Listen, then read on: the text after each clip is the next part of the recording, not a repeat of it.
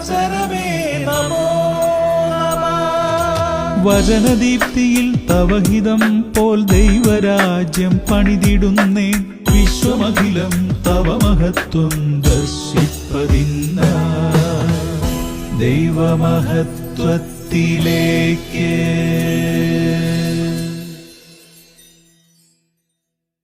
കർത്താവായ ഈശോയിൽ പ്രിയ സഹോദരങ്ങളെ, ദൈവമഹത്വത്തിലേക്ക് നിങ്ങൾക്ക് സ്വാഗതം.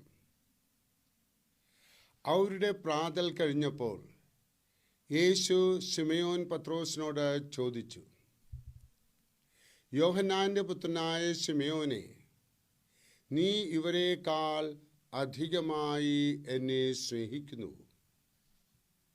അവൻ പറഞ്ഞു, ഉവ്വ് കർത്താവേ, ഞാൻ സ്നേഹിക്കുന്നുവെന്ന് നീ അറിയുന്നുവല്ലോ.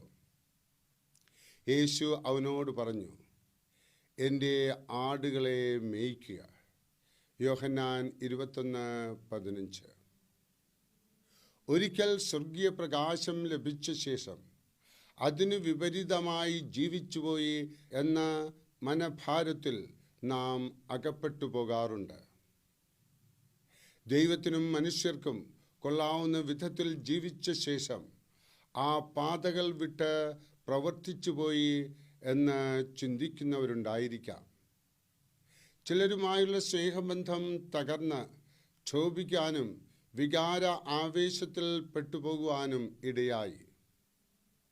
നമ്മുടെ ചില പ്രവർത്തനങ്ങളെപ്പറ്റി അഭിമാനം തോന്നുന്നില്ലായിരിക്കാം. ഈ വിധ അനുഭവത്തിൽ നിന്ന് പുനരധിവസിക്കപ്പെടുകയില്ലേ എന്ന് സംശയിച്ച് നാം നിരാശപ്പെടേണ്ട. ഏതു കുഴിയിൽ നിന്നും നമ്മെ കരകയറ്റുവാൻ കർത്താവായ യേശുവിന് മനസ്സും കഴിവും ഉണ്ട്. യേശുവിനെ തള്ളിപ്പറഞ്ഞ പത്രോസ് നിരാശനായി പഴയ തൊഴിലായ മീൻപിടുത്തത്തിന് മടങ്ങിപ്പോയി. ദൈവരാജ്യത്തിലേക്ക് ആടുകളെ ക്ഷണിക്കുന്ന ജോലിക്ക് താൻ അർഹനല്ലെന്ന് പത്രോസ് സ്വയം നിശ്ചയിച്ചു. യേശു പത്രോസിനെ അന്വേഷിച്ച് കടൽക്കരയിൽ എത്തി. പത്രോസിനെ യഥാസ്ഥാനപ്പെടുത്തി.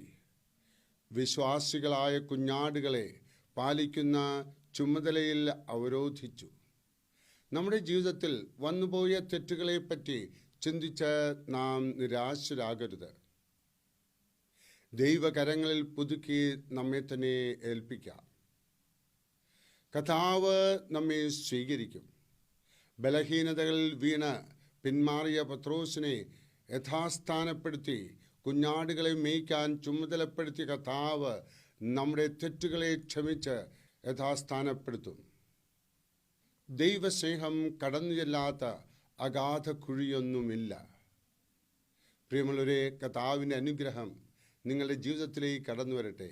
പരിശുദ്ധമ്മ IMS നമുക്ക് വേണ്ടിയിട്ട് നിരന്തരമായിട്ട് മാധ്യസ്ഥം വഹിക്കട്ടെ. ആമേൻ.